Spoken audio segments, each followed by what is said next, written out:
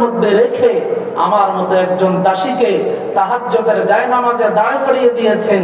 এতে বোঝা যায় আমার মালিক আমাকে পছন্দ করে, আমাকে ভালোবাসে, আমাকে মহব্বত করে। সুবহানাল্লাহ। দেখেন মা, আল্লাহ তাআলা যতক্ষণ না তৌফিক দান করেন, আল্লাহ তাআলা যতক্ষণ পর্যন্ত কাহার উপরে মেহেরবানি না করেন, ততক্ষণ পর্যন্ত সে ভালো কাজ করতে পারে না।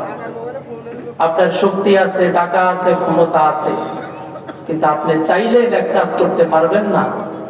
হ্যাঁ, নেক কাজ তারাই করতে পারে যাদেরকে আল্লাহ মহব্বত করেন, যাদেরকে আল্লাহ ভালোবাসেন। আমরাও আল্লাহ তাআলার কাছে মহব্বতের পাত্র হতে চাই। আল্লাহ যেন আমার দিকে একটু তাকান, আমার দিকে একটু মেহেরবানি করেন। এজন্য আল্লাহ তাআলার পছন্দের তালিকায় নাম লেখানোর জন্য আমি সকল মা বোনদেরকে অনুরোধ করব, অতি দ্রুত আল্লাহ তাআলার পছন্দের খাতায় নাম উঠানোর জন্য আমরা মাহফিলে চলে আসি। আল্লাহ তাআলা তৌফিক দান করুন, বলেন আমিন। আমি যে বিষয়টা নিয়ে আপনাদের সামনে কথা বলবো, আলোচনা করব, বিষয়টি হচ্ছে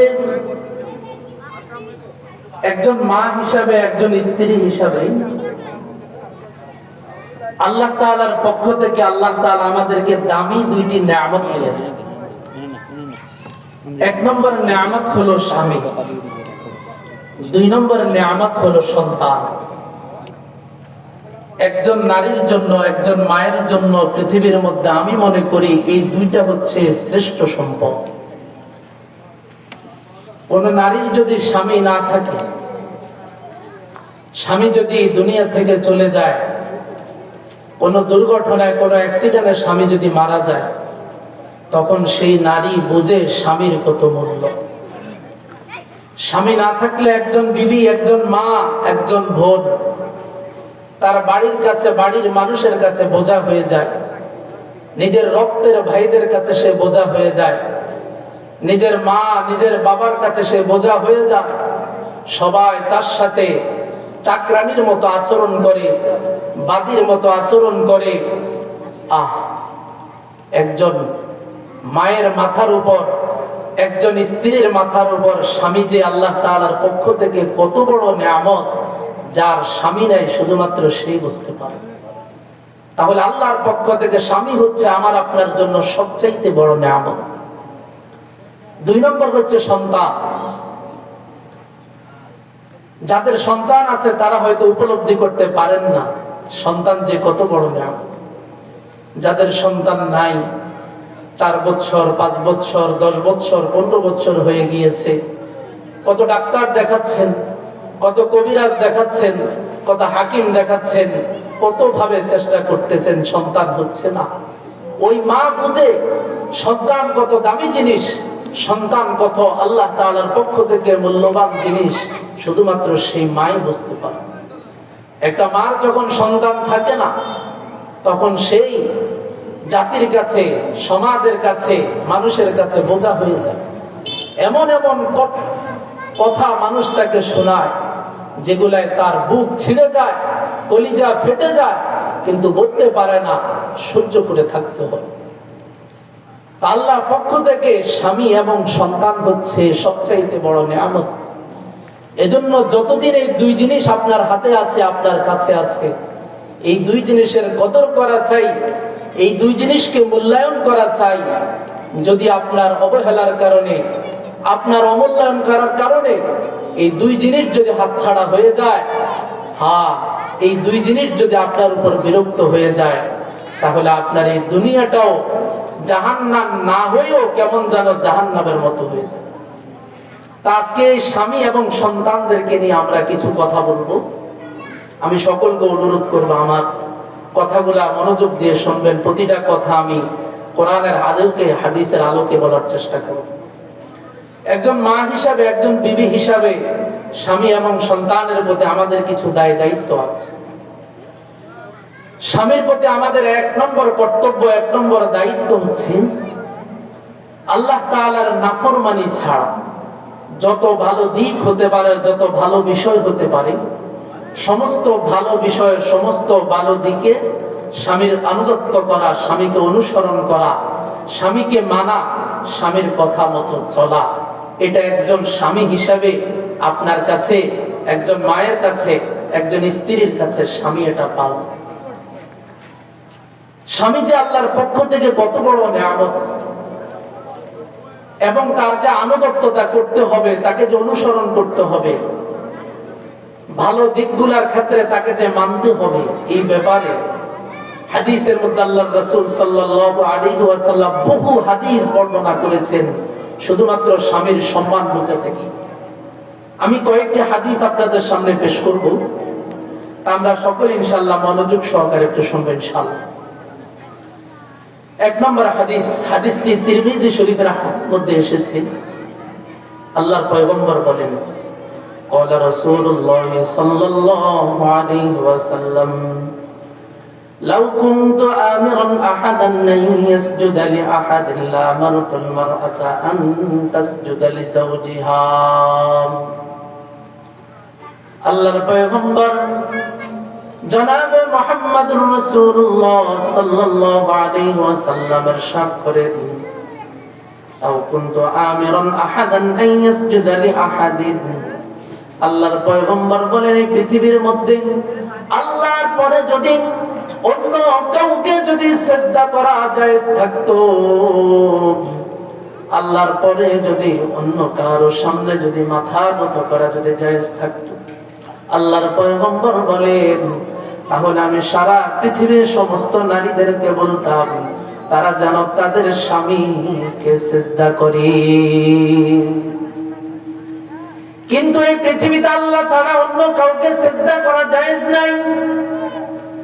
আপনার নিজের বাবাকেও সিজদা করা জায়েজ নাই, নিজের মাকেও সিজদা করা জায়েজ নাই। কোন পীর, কোন ওলি, কোন বাবা, কোন মাজারে পর্যন্ত সিজদা দেওয়া জায়েজ নাই। রাসূল বলেন, যদি থাকতো সারা পৃথিবীর সমস্ত নারীদেরকে বলতাম যারা যেন তাদের স্বামীকে সিজদা করি। সুবহানাল্লাহ। দেখেন সিজদা কত বড় এক ইবাদত, যেটা এই পৃথিবীর মধ্যে শুধুমাত্র একজনকে করা হয়, তিনি হচ্ছেন আল্লাহ। আল্লাহ ছাড়া অন্য কাহারো সামনে আপনি মাথা নত করতে পারবেন না, সিজদা করতে পারবেন না। এমন একটা দামি ইবাদতের সাথে আপনার স্বামীর আনুগত্যতা রাসূল তুলনা করেছেন। এজন্যই স্বামীর দাম, মর্যাদা বোঝানোর জন্য, স্বামীর দাম কত বেশি, কত বেশি, স্বামীর সম্মান কত বেশি, শুধুমাত্র এই জিনিসটা বোঝানোর জন্যই আল্লাহর রাসূল সিজদার মতো গুরুত্বপূর্ণ একটা ইবাদতের সাথে আল্লাহর রাসূল স্বামীকে তুলনা করেছেন। দুই নম্বর হাদিস, হাদিসটি ইবনে মাজাহ শরীফের মধ্যে এসেছে। আল্লাহর পয়গম্বর বলেন, ক্বালা রাসূলুল্লাহ সাল্লাল্লাহু আলাইহি ওয়াসাল্লাম, লাউ আন্না রাজুলান আমারা ইমরাআতাহু আন তানকুলা মিন জাবালিন আহমার ইলা জাবালিন আসওয়াদ ওয়া মিন জাবালিন আসওয়াদ ইলা জাবালিন আহমার লাকানা নাওলুহা আন তাফআলা। আল্লাহর পয়গম্বর বলেন, পৃথিবীর মধ্যে কোন স্বামী যদি তার বিবিকে, তার স্ত্রীকে, তার প্রিয়তমাকে যদি বলতো, এই যে দুইটা পাহাড়, একটা পাহাড়ের রং হচ্ছে কালো, আরেকটা পাহাড়ের রং হচ্ছে লাল, দুইটাই পাথরের পাহাড়। কোন স্বামী যদি তার বিবিকে বলতো, ও আমার বিবি, এই যে লাল পাহাড়ের যে পাথরগুলো আছে এগুলা তুমি কেটে কেটে বহন করে করে তুমি ওই কালো পাহাড়ে নিয়ে যাইবা, আর কালো পাহাড়ের পাথরগুলা তুমি বহন করে করে লাল পাহাড়ে নিয়ে যাইবা। অর্থাৎ কালো পাহাড়কে লাল পাহাড়ে রূপান্তরিত করবা, লাল পাহাড়কে কালো পাহাড়ে রূপান্তরিত করবা। আল্লাহর পয়গম্বর বলেন, এমন একটা শক্ত কাজের আদেশ যদি কোনো স্বামী তার বিবিকে দিত, তাহলে তার বিবির জন্য অপরিহার্য হয়ে যেত এই কাজ করার জন্য। একটা পাহাড় কত বড় সেটা আমি আপনি কম বেশি সকলেই জানি। একটা পাহাড় কি পরিমাণ উঁচু, একটা পাহাড় কেটে আরেকটা পাহাড়ে রূপান্তরিত করা আরেকটা পাহাড় কেটে আরেকটা পাহাড়ে রূপান্তরিত করা, এটা পৃথিবীর কোন মানুষের পক্ষে সম্ভব নয়। তাহলে রাসূল কেন এই কথা বললেন? রাসূল এজন্যই বলেছেন, স্বামীর আনুগত্যতা বোঝানোর জন্য, স্বামীর সম্মান বোঝানোর জন্য, স্বামীর মর্যাদা বোঝানোর জন্য। আল্লাহর পয়গম্বর বলেন, পাহাড় কাটার মতো শক্ত কাজের নির্দেশ করলেও সেই কাজ করার জন্য তুমি একজন স্ত্রী হিসাবে বাধ্য ছিলে। পাহাড় কাটা এটাও যদি করতে আদেশ করত, তাহলে সেটা মানার জন্য আপনি বাধ্য ছিলেন। কিন্তু সেটা তো কোন স্বামী করবে না। এত বড় জালেম কোন স্বামী হয়নি। রাসূল এটাই বুঝিয়েছেন যে দেখো, তোমার স্বামী যদি তোমাকে কোনো কিছু বলে, কোন আদেশ করে, সেটা তুমি মানো। সেই আদেশের ক্ষেত্রে সত্য হলেও সেটা তোমাকে মানতে হবে। তাহলে প্রতিদিন চলার পথে আমার স্বামী আমাকে যে কাজগুলা করার জন্য বলে, আমাকে পর্দায় থাকতে বলে, আমাকে পরপুরুষের সাথে দেখা সাক্ষাৎ না করার জন্য বলে, বেগানা পুরুষের সাথে কথাবার্তা না বলার জন্য বলে, অন্য পুরুষের সাথে সম্পর্ক না রাখার জন্য বলে, আমাকে নামাজ পড়তে বলে, আমাকে সন্তানের লালন পালন করার জন্য বলে, নিজের মায়ের সাথে ভালো ব্যবহার, নিজের বাবার সাথে ভালো ব্যবহার, নিজের ভাইদের সাথে ভালো ব্যবহার করার জন্য বলে, এই আদেশগুলা তো ওই পাহাড় কাটার কাছেও নাই, ধারে কাছেও নাই। তাহলে কেন আপনি এগুলা মানছেন না? কেন স্বামী ডান দিকে যেতে বললে আপনি বাঁ দিকে যান? কেন স্বামী বাঁ দিকে যেতে বললে আপনি ডান দিকে যান? ও মা, আপনি ভুল করছেন, আপনি অন্যায় করছেন, আপনি অপরাধ করছেন। স্বামী যদি ভালো বিষয় আপনাকে আদেশ করে, যদি খারাপ বিষয় হয় সেটা মানা যাবে না। আপনার স্বামী যদি বলে আপনি মুখ ডেকে বাজারে যাইতে চাচ্ছেন কোন জরুরতের কারণে, ডাক্তার কাছে যাইতে চাচ্ছেন, আপনার স্বামী বলতেছে না মুখ ডাকা যাবে না, মুখ খেলে চলো, এক্ষেত্রে স্বামীকে মানা যাবে না। কিন্তু স্বামীর কথাগুলো যদি ভালো হয় সেটা আপনাকে মানতেই হবে। যদি না মানেন, আল্লাহর কাঠগড়ায় আপনাকে দাঁড়াতে হবে। মা, আল্লাহ তাআলা আমাদের সবাইকে বুঝার মতো তৌফিক দান করুন। 3 নম্বর হাদিস, আল্লাহর পয়গম্বর বলেন, ইদা সাল্লাতিল মারআতু খামসাহা ওয়া সাবাত শাহরাহা ওয়া হাসানাত ফারজাহা ওয়া আতাআত যাওজাহা কিলা লাহা দুখুলিল জান্নাতা মিন আইয়ি আবওয়াবিল জান্নাতি শি'ত।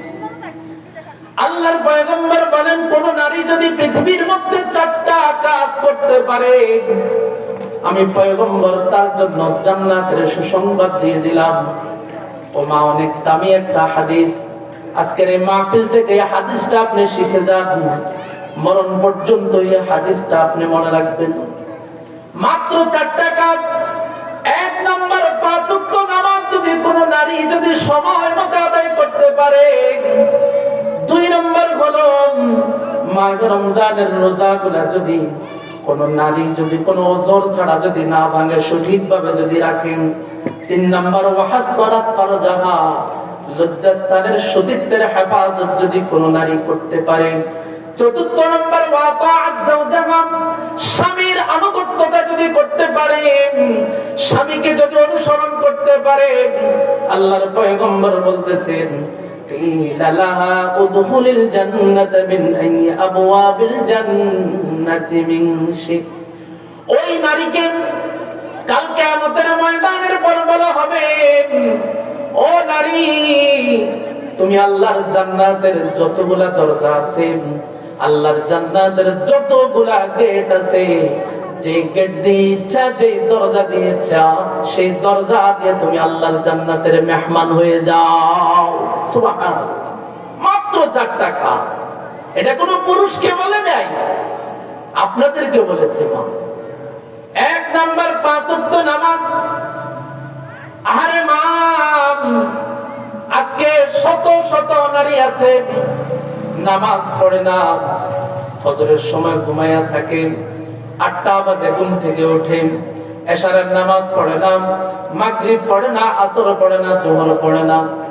কেউ যদি পড়ে সময় মতো পড়ে না, আবার কেউ যদি 5 ওয়াক্ত নামাজ পড়েও সময় মতে ঠিক মতে পড়ে না, রুকু ঠিক নাই, সিজদা ঠিক নাই, তাশাহুদ ঠিক নাই, নামাজের মধ্যে কত ভুল। অথচ কিয়ামতের ময়দানে সর্বপ্রথম আল্লাহ তাআলা আপনাকে যে জিনিসটা জিজ্ঞাসা করবেন, ও আমার বান্দী নামাজ পড়েছো কিনা, আগে সেটার জবাব দাও। যদি নামাজের হিসাব আপনি সঠিকভাবে দিতে পারেন, তাহলে আল্লাহ তাআলা আপনার জন্য সবকিছু সহজ করে দিবে। আজকে আমি আপনি নামাজ পড়ি না, আমার মাইকের আওয়াজ যাদের কানে যাচ্ছে শুনেন। আজকেও যারা ফজরের নামাজের সময় শোয়ার মধ্যে ছিলেন, আজকেও যারা ফজরের নামাজ কাজা করেছেন, পড়েন নাই, ভালো করে শুনেন।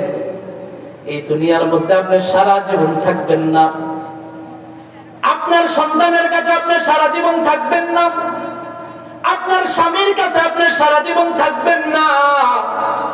এই স্বামীর জীবন দশায় যদিও মা আপনার মরণ চলে আসে, এই স্বামী আপনাকে ধরে রাখবে না, আপনাকে কাঁধে করে আপনার স্বামী আপনার সন্তান গোরস্থানে নিয়ে যাবে। সেখানে আপনাকে কোনো কার্পেটের উপর শোয়াবে না, সেখানে আপনাকে কোনো তোশকের উপর শোয়াবে না, মাটির মধ্যে শোয়া দিবে গো মা, মাটির মধ্যে শোয়া দিবে। ডানে মাটি বামে মাটি, কত ভয়ঙ্কর অবস্থা গো মা। আজকে যারা ফজরের নামাজ পড়েন না, ভালো করে শুনেন, আপনি তো একদিন মারা যাবেন। যদি বেনামাজি হয়ে আপনি আল্লাহর কবরে যান, 3টা শাস্তি কবর থেকে শুরু হয়ে যাবে। 1 নাম্বার শাস্তি হলো, কোন বেনামাজিকে যখন কবরের মধ্যে রাখা হবে, আল্লাহর পয়গম্বর বলেন কবরটা ওই বেনামাজির জন্য সংকীর্ণ হয়ে যাবে। কি পরিমাণ সংকীর্ণ হবে আল্লাহর রাসূল বলেন, ডান পাশের মাটি বাম দিকে চলে যাবে, বাম পাশের মাটি ডান দিকে চলে যাবে, এমন ভাবে তাকে একটা চাপা দিবে, ডান পাশের হাড়গুলা বাম পাশে ঢুকে যাবে, বাম পাশের হাড়গুলা ডান পাশে ঢুকে যাবে। কত ভয়ঙ্কর! আপনার হাতের মধ্যে একটা ফ্লাশ ওটা দিয়ে যদি একটু চাপ দেওয়া হয়, কি পরিমাণ কষ্ট হবে আপনার। বেনামাজি হয়ে যদি কবরে যান, যারা ফজরে শুয়ে থাকেন, নামাজ পড়েন না, শোনেন, এই কবরে তো একদিন আপনাকে যেতে হবে। কবর আপনাকে এমন একটা চাপা দিবে যে এই পাশের হাড় ওই পাশে ঢুকবে, ওই পাশের হাড় এই পাশে। 2 নম্বর শাস্তি বেনামাজির কবরে হবে। আল্লাহর পয়গম্বর বলেন, বেনামাজির কবরের সাথে আল্লাহ জাহান্নামের সাথে কানেকশন তৈরি করবেন। জাহান্নামের আগুনগুলা বেনামাজির কবরে আসতে থাকবে, আগুনের মধ্যে তাকে পোড়াতে থাকবে। 3 নম্বর শাস্তি, ওই আগুনের মধ্যে এক ভয়ঙ্কর সাপ আল্লাহ তাআলা নিযুক্ত করবেন। যে ভয়ঙ্কর সাপটা ফজর না পড়ার কারণে জোহর পর্যন্ত দংশন করবে, জোহর না পড়ার কারণে আসর পর্যন্ত দংশন করবে, আসর না পড়ার কারণে মাগরিব না পড়ার কারণে এশা না পড়ার কারণে ফজর পর্যন্ত, এভাবে 40,000 বছর কবরের মধ্যে আপনাকে দর্শন করতে থাকবে।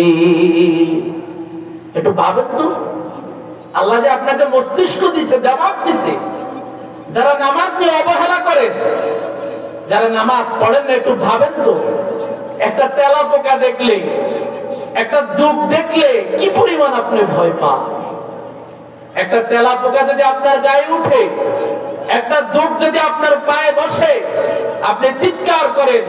আপনাকে বাঁচানোর জন্য আপনার শাশুড়ি এগিয়ে যায়, স্বামী দৌড়ে যায়, সন্তান দৌড়ে যায়, কি পরিমাণ ভয় আপনি পান। আর সেই কবরে যদি বেনামাজি হয়ে যান, একটা ভয়ঙ্কর সাপ আপনাকে 40,000 বছর, একদিন নয় 2 দিন নয়, যে পরিমাণ আপনি নামাজ ছেড়েছেন, ওই পরিমাণ আপনাকে কবরে দংশন করতে থাকবে।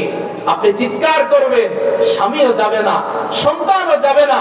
যে স্বামীর জন্য, যে সন্তানের জন্য, যে সংসারের জন্য, যে শ্বশুর শাশুড়ির জন্য আপনি নামাজ কাজা করেছেন, আপনি নামাজ পড়েননি, ওই সংসার, ওই শাশুড়ি, ওই শ্বশুর, ওই স্বামী, ওই সন্তান, কেউ আপনাকে সেখানে বাঁচাতে যাবে না। এজন্য আজকের এই মাহফিল থেকে প্রতিজ্ঞা করেন যে জীবনে যতদিন বাঁচবো এক ওয়াক্ত নামাজও ইচ্ছাকৃতভাবে ছাড়বো। আল্লাহ তাআলা সকলকে তৌফিক দান করুন। তাহলে 1 নম্বর 5 ওয়াক্ত নামাজ, 2 নম্বর মাহে রমজানের রোজা, 3 নম্বর নিজের সতীত্বের হেফাজত, 4 নম্বর স্বামীর আনুগত্যতা। এই 4 কাজ যদি করতে পারেন, আল্লাহর পয়গম্বর ওয়াদা করেছেন জান্নাতের যেই গেট দিয়ে ইচ্ছা সেই গেট দিয়ে আপনি জান্নাতে মেহমান হতে পারবেন। সুবহানাল্লাহ। শেষ হাদিসটি রাসূলের বিবি আম্মা জান উম্মে সালামা রাদিয়াল্লাহু তাআলা আনহা থেকে বর্ণিত। অনেক গুরুত্বপূর্ণ হাদিস দেখেন। عن أم سلمة رضي الله تعالى عنها قال رسول الله صلى الله عليه وسلم أيما امرأة ماتت وزوجها عنها راض دخلت الجنة।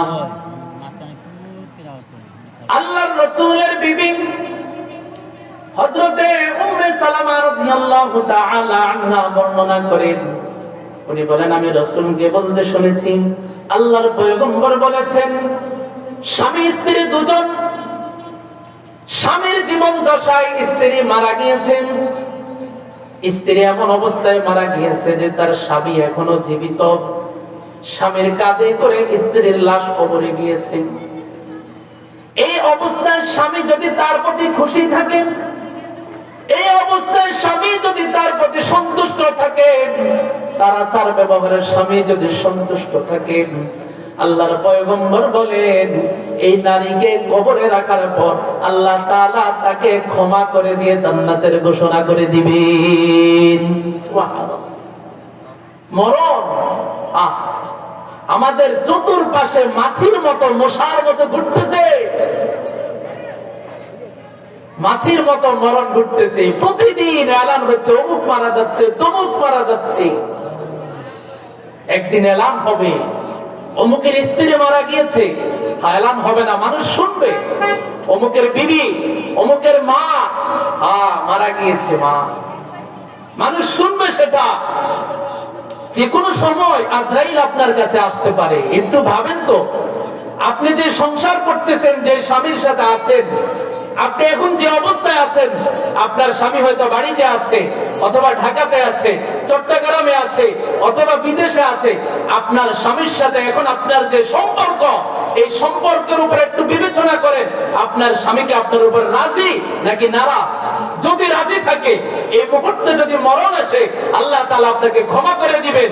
আর যদি স্বামী আপনার উপর নারাজ থাকা অবস্থায় আপনার মরণ চলে আসে, তাহলে আল্লাহ তাআলা আপনাকে ক্ষমা করবেন না। এজন্য চেষ্টা করবেন স্বামীর খেদমত করে, স্বামীকে আনন্দ দিয়ে, সুন্দর ভাষায় কথা বলে স্বামীকে সবসময় খুশি রাখার জন্য চেষ্টা করবেন। যত জায়েজ বিষয় আছে তাকে মানবেন। একজন স্বামীর সাথে তো বন্ধুত্বের মতো সম্পর্ক থাকবে, ওটা অবশ্যই। কিন্তু একটা ছাত্র তার শিক্ষককে যেভাবে মানে, যেভাবে তার অনুকরণ করে, আপনিও আপনার স্বামীকে সেভাবে মানবেন, শ্রদ্ধা করবেন, সম্মান দিয়ে কথা বলবেন, তাকে সালাম দিবেন, তার সাথে সুন্দর আচরণ করবেন। তাহলে যদি মরণ হয়ে যায়, আল্লাহ তাআলা আপনাকে জান্নাত দান করবেন।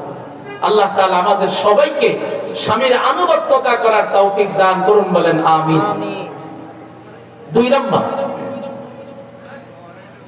যেদিন আপনি বউ হয়ে আপনার স্বামীর বাড়িতে এসেছেন, সেদিন থেকে যতদিন আপনি বেঁচে থাকবেন চেষ্টা করবেন স্বামীর ঘরের কাজগুলা নিজে করার জন্য। যদি কোনো বড় ধরনের ওজর না থাকে, আপনার কোলে সন্তান আছে, ওজর, আপনি অনেকগুলা কাজ আছে আপনি করতে পারবেন না, সন্তানের ঠান্ডা লেগে যাবে, সেক্ষেত্রে আপনি চাইলে কাহারও সাহায্য নিতে পারেন।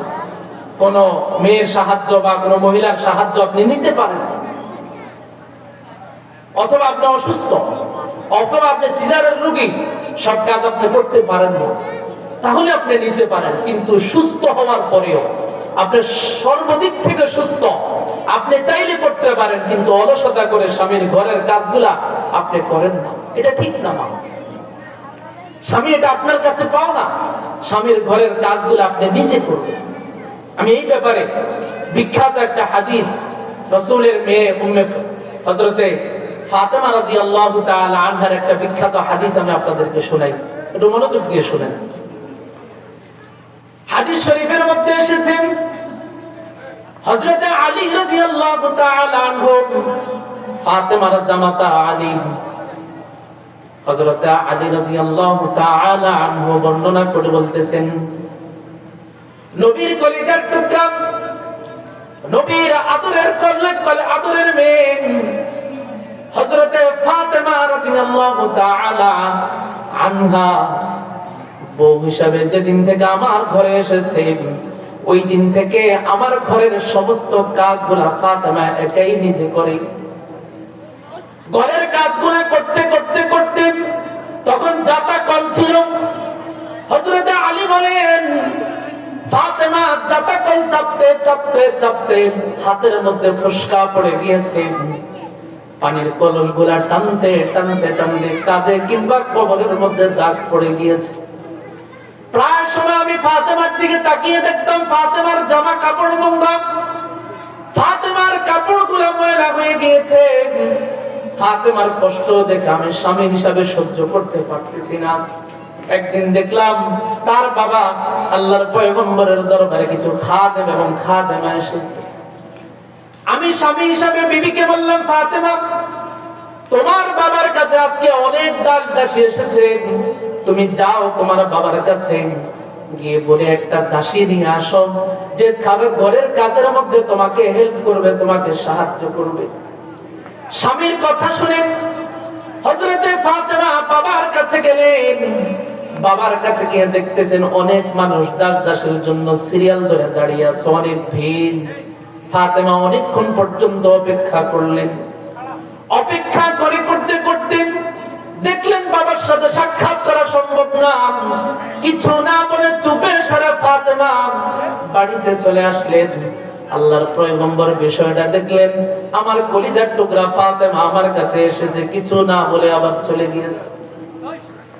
আল্লাহর পয়গম্বর পরের দিন খোঁজ খবর নেওয়ার জন্য ফাতেমার বাড়িতে গিয়ে বললেন, ও আমার কলিজার টুকরা, ও আমার আম্মা জান, গতকালকে দেখলাম বাবার কাছে গিয়েছো, কিছু না বলে আবার চলে এসেছো। মারে, কেন গিয়েছো, কেন আবার কিছু না বলে চলে এসেছো, আমাকে বলো। ফাতেমা কিছুই বলতেছেন না। কয়েকবার জিজ্ঞাসা করার পরেও ফাতেমা কিছুই বলতেছেন না। হযরত আলী রাদিয়াল্লাহু তাআলা আনহু বলেন, ইয়া রাসূলুল্লাহ, ফাতেমা কিছু বলবে না। আমি বলি, আমি ফাতেমাকে পাঠিয়েছি। আলী, কেন পাঠিয়েছেন?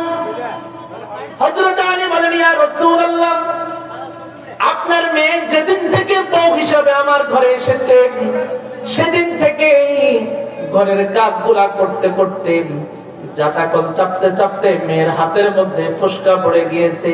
পানির কলস গুলা টানতে টানতে কোমরের মধ্যে দাগ পড়ে গিয়েছে।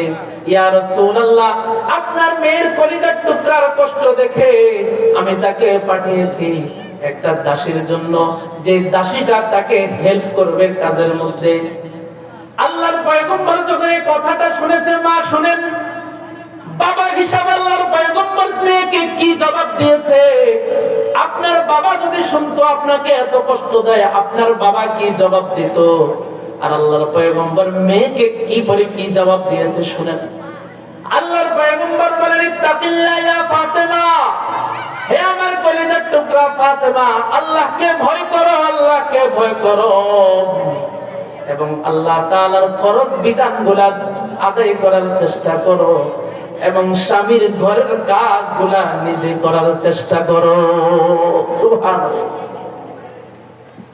সারা পৃথিবী সৃষ্টি যাকে লক্ষ্য করে, যেই নবীর মেয়ে জান্নাতের নারীদের সর্দার হবে, ওই ফাতেমা হাতে ফোসকা পড়ে গিয়েছে, কোমরে কাঁধে দাগ পড়ে গিয়েছে। রাসূল যখন শুনেছে সে ফাতেমা কাজের মেয়ের জন্য গিয়েছে, ফাতেমা সুস্থ থাকার কারণে, রাসূল বলেছেন, ফাতেমা, আল্লাহকে ভয় করো, ফরজ বিধানগুলো আদায় করো, এবং স্বামীর ঘরের কাজগুলা নিজে করার চেষ্টা করো। আজকে আমরা সুস্থ, পরিপূর্ণ সুস্থ, অলসতা করে স্বামীর ঘরের কাজ করি না, শুয়ে থাকি, বসে থাকি, চাকরানি দিয়ে, কাজের মেয়ে দিয়ে স্বামীর ঘরের কাজগুলা করাই, সন্তানকে লালন পালন করাই, এটা কখনো আপনার জন্য উচিত নয়। মা, আপনার স্বামীর হক ছিল, স্বামীর সন্তান, স্বামীর সংসারের কাজগুলো আপনি নিজে করবেন, নিজে করবেন। হ্যাঁ, কিছু কথা আছে এখানে। কিছু কিছু মা আছেন, কিছু কিছু বোন আছেন, যেদিন স্বামীর ঘরে এসেছেন এত বেশি কাজ আপনি করতেছেন। কিছু শাশুড়ি আছে পুত্রবধূর উপর এই পরিমাণ নির্যাতন করে, এই পরিমাণ জুলুম করে। একটা পুত্রবধূ আসলে তার সাথে মেয়ের মতো আচরণ করে না, তার সাথে চাকরানির মতো, কাজের মেয়ের মতো আচরণ করে। এই পরিমাণ তাকে খাটায়, এই পরিমাণ তাকে কাজ করায়, দেখলে মনে হয় সে এই বাড়ির কোনো বউ না, মনে হয় সে এই বাড়ির চাকরানি, সে এই বাড়ির মনে হয় কাজের মেয়ে। যার কারণে এই কাজটা করার কারণে কি হয় জানেন? তার ফলাফল কি দাঁড়ায় জানেন? ফলাফল দাঁড়ায় ওই শাশুড়ি হেঁটে হেঁটে বউয়ের সমালোচনা করে, আমার বউ এটা ভালো না, এটার এই সমস্যা, এটার ওই সমস্যা। আর বউ হেঁটে হেঁটে শাশুড়ির সমালোচনা করে।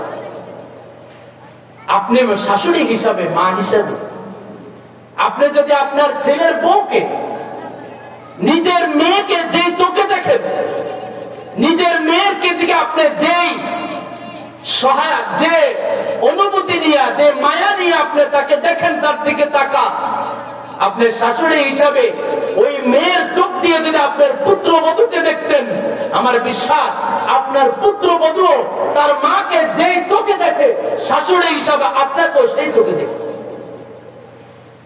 কিন্তু আপনি তো এমন অত্যাচার তার উপর করতেছেন।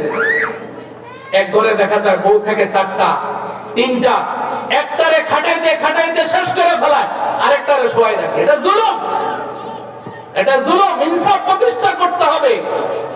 আপনি একজন বাবা, আপনি একজন শাশুড়ি, মা, আপনার 5 সন্তান হোক, 3 সন্তান হোক, 2 সন্তান হোক, সমস্ত পুত্রবধূকে এক পাল্লায় দেখতে হবে, তাদের সন্তানদেরকে এক পাল্লায় রাখতে হবে, এক দৃষ্টিতে আপনি তাদের দিকে তাকাতে হবে। যদি একটার দিকে বেশি দেখেন, আরেকটাকে অবহেলা করেন, আল্লাহর কসম, আল্লাহর বিচারের কাঠগড়ে আপনাকে দাঁড়াতে হবে। এজন্য সমস্ত শাশুড়িরা, আমি আপনাদেরকে অনুরোধ করব, পুত্রবধূর সাথে কাজের মেয়ের মতো আচরণ করবেন না। সে তো কাহারো না কার মেয়ে। আপনার মেয়েটা যেমন মেয়ে, সে তো অন্য কাহারো একজন মেয়ে। আপনার মেয়েকে আপনি যেভাবে দেখেন, তাকেও আপনি সেভাবে দেখেন। তাহলে আপনার পুত্রবধূ তার মাকে যেভাবে দেখে, সে আপনাকেও শাশুড়ি হিসাবে সেভাবে দেখে। তাহলে আর সমাজে বিশৃঙ্খলা হবে না, সমালোচনা হবে না, গীবত শেখায়ত হবে না। প্রতিটা সংসার, প্রতিটা ঘর, প্রতিটা বাড়ি জান্নাতের বাগান হইল। আল্লাহ তাআলা আমাদেরকে বুঝার তৌফিক দান করুন, আমিন। তাহলে আল্লাহর পয়গম্বর নিজের মেয়ে ফাতেমাকে বলতেছেন, ফাতেমা, আল্লাহকে ভয় করো। 2 নম্বরে ফরজ বিধানগুলো আদায় করো। 3 নম্বরে স্বামীর ঘরের কাজগুলো নিজে করো। ও ফাতেমা, স্বামীর ঘরের কাজ করতে করতে করতে করতে যখন শরীরের মধ্যে ক্লান্তি চলে আসবে, ও ফাতেমা, শরীর যখন বিরক্ত হয়ে যাবে, ক্লান্ত হয়ে যাবে, তখন তুমি পড়ো সুবহানাল্লাহ 33 বার, আলহামদুলিল্লাহ 33 বার, আল্লাহু আকবার 34 বার। এই আমলটা তুমি করো। কাজ করার পর ক্লান্ত শরীর নিয়ে যদি এই কাজটা, এই আমলটা যদি করতে পারো, আমি মুহাম্মদুর রাসূলুল্লাহ কথা দিলাম, আল্লাহ তাআলা তোমার শরীরের সমস্ত ক্লান্তি দূর করে দিবে। সুবহানাল্লাহ। কাজ করতে করতে, রান্না করতে করতে, উঠান ঝাড়ু দিতে দিতে শরীরটা ক্লান্ত হয়ে গিয়েছে, তখন শুয়া, ক্লান্ত শরীরটা নিয়ে আপনি শুয়া শুয়া সুবহানাল্লাহ সুবহানাল্লাহ সুবহানাল্লাহ 33 বার পড়েন, আলহামদুলিল্লাহ আলহামদুলিল্লাহ 33 বার পড়েন, আল্লাহু আকবার 34 বার পড়েন। এই আমল যদি করতে পারেন, আল্লাহ তাআলা আপনার সমস্ত ক্লান্তি দূর করে দিবে। সুবহানাল্লাহ। তাহলে স্বামীর 2 নম্বর অধিকার, যেটা আপনার কাছে পাও না সেটা হচ্ছে স্বামীর ঘরের কাজগুলা নিজে করার চেষ্টা করবেন মা। আল্লাহ তাআলা সকলকে তৌফিক দান করুক, আমিন। 3 নম্বর, স্বামীর জন্য সাজসজ্জা করবেন, সাজবেন। মাঝে মাঝে যে দামি কাপড় চোপড় গুলা, শাড়ি গহনা যেগুলা আপনি আলমারির মধ্যে রেখে দিয়েছেন, এগুলা মাঝে মাঝে একটু পরে স্বামীর জন্য সাজবেন, স্বামীকে খুশি করবেন। এটা স্বামীর অধিকার, এটা আপনার কাছে সে পাও না। এই ব্যাপারে হাদিস কি বলে আমরা একটু শুনি। নাসাই শরীফের মধ্যে হাদিসটি এসেছে। আল্লাহর পয়গম্বর বলেন, قال رسول الله صلى الله عليه وسلم أي النساء خير يا رسول الله تسره إذا نظر। আল্লাহর পয়গম্বরকে জিজ্ঞাসা করা হয়েছে, ইয়া রাসূলুল্লাহ, পৃথিবীর মধ্যে শ্রেষ্ঠ নারী কে, উত্তম নারী কে, সর্বোত্তম নারী কে? আল্লাহর পয়গম্বর বলেন, তাসুররুহু ইদা নাযার, ওই নারী হচ্ছে শ্রেষ্ঠ নারী, সর্বোত্তম নারী, যে নারীর দিকে তার স্বামী তাকানোর সাথে সাথে খুশি হয়ে যায়। স্বামী সারাদিন কাজ করে সন্ধ্যা বেলায় যখন ঘরে ফিরে, আপনি একটু স্বামীর সামনে গিয়ে হাসি মুখে কথা বলেন, এমন আচরণ করেন, এমন ভাবে ব্যবহার করেন, এমন ভাবে কথা বলেন, স্বামী যেন আপনার প্রতি সন্তুষ্ট হয়ে যায়, স্বামী যেন আপনার প্রতি খুশি হয়ে যায়। এটা স্বামী আপনার কাছে পাওনা পাওনা পাওনা। ও মা, খেয়াল করবেন, স্বামীকে খুশি করবেন, মাঝে মধ্যে স্বামীর জন্য সাজসজ্জা করবেন, স্বামীর জন্য সাজবেন।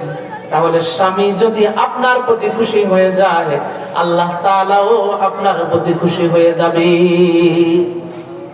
আজকে আমরা সাজি, স্বামীর জন্য সাজি না, আমরা সাজি ও মানুষকে দেখানোর জন্য, রিকশাওয়ালাকে দেখানোর জন্য, সিএনজি ড্রাইভারকে দেখানোর জন্য, রাস্তার বখাটে ছেলেদেরকে দেখানোর জন্য, রাস্তার মানুষকে দেখানোর জন্য, বাজারের মানুষকে দেখানোর জন্য আমরা সাজি, কিন্তু স্বামীর জন্য আমরা সাজি না।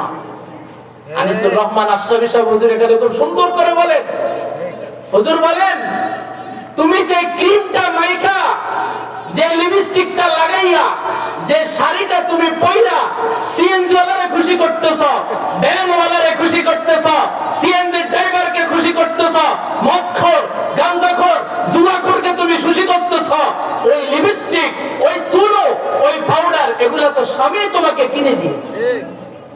স্বামীর দেওয়া জিনিস দিয়া তুমি আরেকজনকে খুশি করতেছ। তোমার মতো বদতমিজ, তোমার মতো বেহায়া স্ত্রী, বেহায়া নারী এই পৃথিবীতে দ্বিতীয় কেউ হতে পারে। স্বামী আমাকে কিনে দিল, তার ঘাম ঝাড়ানো টাকা দিয়ে আমাকে লিপস্টিক কিনে দিল, চুড়ি কিনে দিল, কানপাশা কিনে দিল, দামি দামি শাড়ি কিনে দিল, জামা কিনে দিল। তোমার স্বামীর সামনে ও ছিঁড়া জামা যেটা, এটা সবসময় পরে, দামি যেটা, এটা উঠাই রাখে, এটা বাবার বাড়িতে যাইতে পারে, হ্যাঁ, ওই কি বলে, বোনের বাড়িতে যাইতে পারে, বাজারে যাইতে পারে, সিএনজি ওয়ালারে দেখায়, রিক্সা ওয়ালারে দেখায়, মদখোর, জুয়াখোর, সবাই দেখায়, স্বামীরে দেখায়। একটু চিন্তা করেন, আপনি কত বড় নেমু খারাপ। খবরদার এই কাজগুলা করবেন না, এই কাজগুলা করবেন না। ও মাদ্রাসার মধ্যে সকালবেলা কেজি স্কুলে মা যখন বাচ্চাকে নিয়ে যায়, বাচ্চা যে পরে এত সাজে না, মা যত সাজে, এমন সাজে মনে হয় উনি বউ হিসাবে যাইতেছে মনে। খবরদার, স্বামীর দেওয়া জিনিস দিয়া অন্যকে রাজি করবেন না, অন্যকে খুশি করাবেন না। স্বামীর জন্য সাজবেন, স্বামীর জন্য সাজসজ্জা করবেন, এটা স্বামী আপনার কাছে পাও। আল্লাহ তাআলা আমাদেরকে বুঝার তৌফিক দান করুন, আমিন। আল্লাহর পয়গম্বর বলেন, স্বামী 3 কারণে খুশি হয়ে যায়।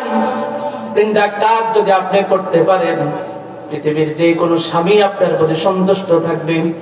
1 নাম্বার হলো স্বামীর পছন্দ মতো সাজবেন, যেভাবে সাজলে স্বামী পছন্দ করে স্বামীর পছন্দ অনুযায়ী আপনি সাজবেন। মাঝে মধ্যে 2 নম্বর, সব সময় স্বামীর জন্য পরিষ্কার পরিচ্ছন্ন থাকবে, নোংরা থাকবেন না, নোংরা অবস্থায় চলাফেরা করবেন না, পরিষ্কার পরিচ্ছন্ন হয়ে স্বামীর জন্য থাকবেন। 3 নম্বর, আল্লাহর পয়গম্বর বলেন যে নারীর সুখের মধ্যে সব সময় জিকির থাকে, লা ইলাহা ইল্লাল্লাহ, সুবহানাল্লাহ, আলহামদুলিল্লাহ, আল্লাহু আকবার। সংসারের কাজ করতেছে মুখে জিকির, রান্না করতেছেন মুখে জিকির, লা ইলাহা ইল্লাল্লাহ, লা ইলাহা ইল্লাল্লাহ। ঘর ঝাড়ু দিতেছেন, মা পড়েন সুবহানাল্লাহ, সুবহানাল্লাহ। উঠান ঝাড়ু দিতেছেন, পড়েন আলহামদুলিল্লাহ, আলহামদুলিল্লাহ। সন্তানকে দুধ পান করাইতেছেন, আপনি পড়েন সাল্লাল্লাহু আলাইহি ওয়াসাল্লাম, সাল্লাল্লাহু আলাইহি ওয়াসাল্লাম। আল্লাহর পয়গম্বর বলেন যে নারী সব সময় মুখের মধ্যে জিকির রাখে, ওই নারীর উপর তার স্বামী খুশি হয় তা না, বরং এই স্বামীর জন্য, ওই সংসারের জন্য এই নারী বরকতের কারণ হয়ে যায়। কত আফসোস করেন, আমার স্বামীর নাই, আমার স্বামীর এখান দিয়ে হয় না, ওখান দিয়ে হয় না, চাকরি হয় না, কোনো বরকত নাই, শুধু অভাব, অভাব, বিপদ, বিপদ, বিপদ। আরে বিপদ দূর করার চাবিকাঠি তো ইসলাম আপনার হাতে দিয়ে দিয়েছে, আপনি সেটা করেন। আপনি রান্না করতেছেন, আপনি ঘর ঝাড়ু দিতেছেন, সংসারের কাজ করতেছেন, বাচ্চার জন্য কাজ করতেছেন, আপনি সব সময় মুখের মধ্যে জিকির রাখেন। আল্লাহর রাসূল বলেন যে নারী, যে মা এই আমলটা করতে পারবে, এই নারী, আল্লাহ তাআলা বলেন, রাসূল বলেন, ওই স্বামীর সংসারের জন্য বরকতের কারণ হয়ে যায়। এই আমল যদি শুরু করে দেন, দেখবেন বরকতের দরজা আপনার জন্য ভেঙে যাবে। স্বামীর বরকত আর বরকত আপনি দেখবেন, বরকত আর বরকত আপনি অনুধাবন করতে পারবেন। তাহলে 3 নম্বর, স্বামীর জন্য সাজসজ্জা করবে। 4 নম্বর, স্বামী যখন বিশেষ কাজের জন্য আপনাকে ডাক দিবে, আপনি স্বামীর কাছে সাড়া দিবেন। এই ব্যাপারে বুখারীর মধ্যে হাদিস এসেছে, আল্লাহর রাসূল বলেন, قال رسول الله صلى الله عليه وسلم إذا دعا الرجل امرأته إلى فراشه فأبت أن تجيء لعنتها الملائكة حتى تصبح। আল্লাহর পয়গম্বর বলেন, কোন স্বামী যদি তার বিবিকে তার কাছে ডাকেন, ডাকার পরেও কোনো ওযর ছাড়া সে বিবি যদি অস্বীকার করে, আসতে যদি না চায়, এভাবে স্বামী যদি রাগ হয়ে তার উপর গোসা হয়ে যদি রাগ কাটিয়ে দেয়, আল্লাহর পয়গম্বর বলেন লাআনাতহাল মালাইকাতু হাত্তা তুসবিহা, সকাল পর্যন্ত আল্লাহর পক্ষ থেকে ফেরেশতারা ওই নারীর উপর লানত করতে থাকে, ওই নারীকে অভিশাপ দিতে থাকেন।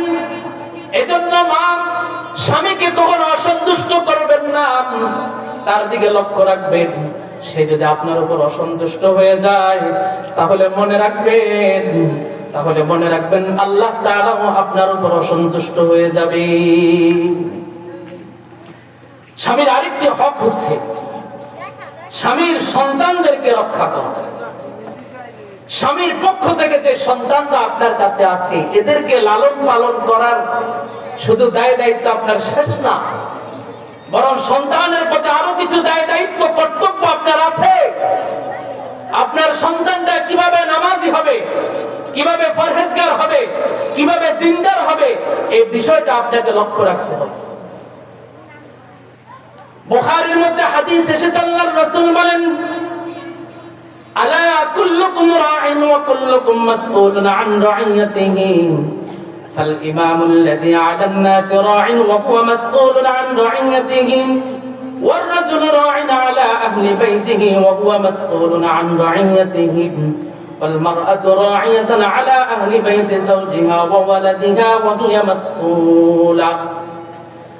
আল্লাহর পয়গম্বর বলেন, ইমাম যে হবে, সমাজের ইমাম হোক, রাষ্ট্রের ইমাম হোক, কাল কিয়ামতের ময়দানে তার প্রজাদের ব্যাপারে, তার মুসল্লিদের ব্যাপারে আল্লাহ তাআলা জিজ্ঞাসা করবেন, তুমি তোমার প্রজাদের কতটুকু হক আদায় করেছো, ইমাম হলে তুমি তোমার মুসল্লিদের হক কতটুকু আদায় করেছো তাকে প্রশ্ন করবেন। 2 নম্বরে ওই পুরুষকে আল্লাহ তাআলা প্রশ্ন করবেন, প্রত্যেক পুরুষকে আল্লাহ তাআলা প্রশ্ন করবেন সেই তার ঘরের মানুষদের ব্যাপারে কতটুকু দায়িত্ব পালন করেছেন। এই ব্যাপারে আল্লাহ তাআলা কাল কিয়ামতের ময়দানে প্রতিটা পুরুষকে আল্লাহ তাআলা জিজ্ঞাসা করবেন। আপনি যদি ঘরের যদি প্রধান হয়ে থাকেন, বাবা হয়ে থাকেন, আপনার সন্তানের দায়িত্ব আপনার কাছে আছে। আমাদের সমাজ ব্যবস্থা হলো সন্তান যদি 5টা হয় 3টাকে বাড়াই দেয়, 2টাকে ঠগাই দেয়, একটারে একদম দিয়া ভইরা ফেলেন, আরেকটারে ঠগাই দেয়। না না না না, এমন করা যাবে না, এমন করা যাবে না। সন্তান 4টা হোক 5টা হোক সবাইকে সমান সমান দিতে হবে। এই হাদিসের ব্যাখ্যায় এসেছে কোন বাবা যদি তার 2টা সন্তান থাকে, একটাকে যদি 10টা চুমু দেয়, আরেকটা যদি 8টা চুমু দেয়, কাল কিয়ামতের ময়দানে আল্লাহ জিজ্ঞাসা করবেন 2টাই তো তোমার সন্তান ছিল, একটারে চুমা দিলা 10টা, আরেকটারে 8টা কেন দিলা? আমার কাছে জবাব দাও, জবাব দাও, জবাব দাও। এজন্য বাবারা আমার, আপনার সন্তানদের প্রতি আপনি ইনসাফের দৃষ্টিতে তাকাবেন। সর্বশেষ আল্লাহর রাসূল বলেন, ওয়াল মারআতু রা'ইয়াতুন আলা আহলি বাইতি যাওজিহা ওয়া হিয়া মাসউলু আলা ওয়ালাদিহা ওয়া হিয়া মাসউলা। আল্লাহর পয়গম্বর বলেন, প্রতিটা নারী তার স্বামীর সংসারের ব্যাপারে এবং তার সন্তানদের ব্যাপারে দায়িত্বশীল। তার দায়িত্ব সম্পর্কে আল্লাহ তাআলা কিয়ামতের ময়দানে প্রশ্ন করবেন। কিয়ামতের ময়দানে আল্লাহ জিজ্ঞাসা করবেন, তুমি তোমার স্বামীর যে সন্তান ছিল এই সন্তানদের ব্যাপারে কতটুকু দায়িত্ব তুমি পালন করেছো?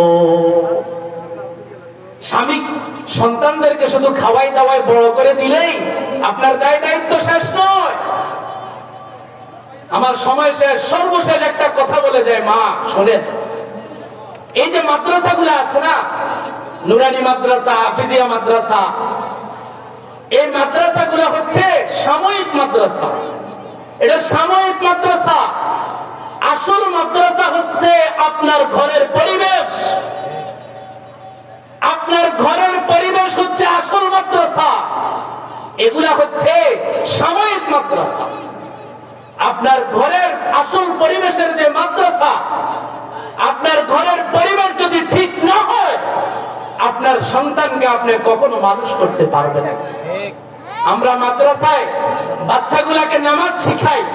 বাচ্চাটা মাদ্রাসায় থাকা অবস্থায় 1 ওয়াক্ত নামাজও ছাড়তো না, কিন্তু বাড়িতে গিয়ে বাচ্চার নামাজ পড়ে না। কেন পড়ে না? মা নামাজ পড়ে না, মা বেনামাজি, বাবা বেনামাজি। তো মা নামাজ যদি নামাজ না পড়ে, বাবা যদি নামাজ না পড়ে, সন্তান নামাজ কিভাবে পড়বে? আমরা সন্তানকে কোরআনে কারীম বিশুদ্ধভাবে শিখাই দিই 3টা বছরে। ওমা 2 বছর গেলে বাচ্চা ইগার কোরআন শরীফ পড়তে পারে না। কেন? ওই যে তার ঘরের পরিবেশ ঠিক নাই। মা সিনেমা দেখে, মা নাটক দেখে, মা টেলিভিশন দেখে। বাচ্চাটাকে প্রতিদিন সকালে যে বসাইতে হবে, কিছুটা পড়াইতে হবে, তার কোনো এই ব্যাপারে মাথা ব্যথা নাই, যার কারণে সন্তান 2-4 বছর পর নষ্ট হয়ে যায়। আমরা মাদ্রাসা থেকে সন্তানগুলাকে গড়াই দিই, আর সেগুলা বাড়িতে জায়গায় নষ্ট হয়ে যাচ্ছে, কারণ আপনার ঘরের পরিবেশ ঠিক নাই। আপনার ঘরের পরিবেশ নোংরা, গুনাহ ভরা। হ্যাঁ, এজন্য সন্তানগুলাকে মানুষ করে দেওয়ার পরেও তারা নষ্ট হয়ে যায়। এজন্য মা, এই মাদ্রাসাগুলো হচ্ছে সাময়িক মাদ্রাসা। আসল মাদ্রাসা হচ্ছে আপনার ঘরের পরিবেশ। আপনার ঘরের পরিবেশ ঠিক করেন, নিজে নামাজি হন, নিজের স্বামীকে নামাজি বানান। আপনার স্বামী ফজরে যায় না, উঠাই দেন, ধাক্কা দিয়ে বের করে দেন, যান আপনি মসজিদে যান। যদি না যান, ঘরে কোনো জায়গা হবে না। এভাবে আপনি শক্ত হন, দিনের ব্যাপারে আপনি শক্ত হন, মজবুত হন, ঘরের পরিবেশ ঠিক করেন, তাহলে দেখবেন আপনার সন্তানগুলা দিনদার হবে, ফরহেজগার হবে। আমি যে কথাগুলা বলেছি, আল্লাহ তাআলা আমাদের সবাইকে এই কথাগুলোর উপর আমল করার তৌফিক দান করুক। স্বামীর যে হকের কথা বলেছি, সন্তানের যে অধিকারের কথা বলেছি, আল্লাহ তাআলা আমাদের সবাইকে হ্যাঁ এই কথাগুলোর উপর আমল করার তৌফিক দান করুক। আমাদের সন্তানদেরকে দিনদার মুত্তাকি পরহেজগার হিসাবে আল্লাহ তাআলা কবুল করুক। তারা যেন আমাদের নাজাতের উসিলা হয়, আল্লাহ তাআলা কবুল করুক। ওয়া আখিরু দাওয়ানা আনিল হামদুলিল্লাহি রাব্বিল আলামিন।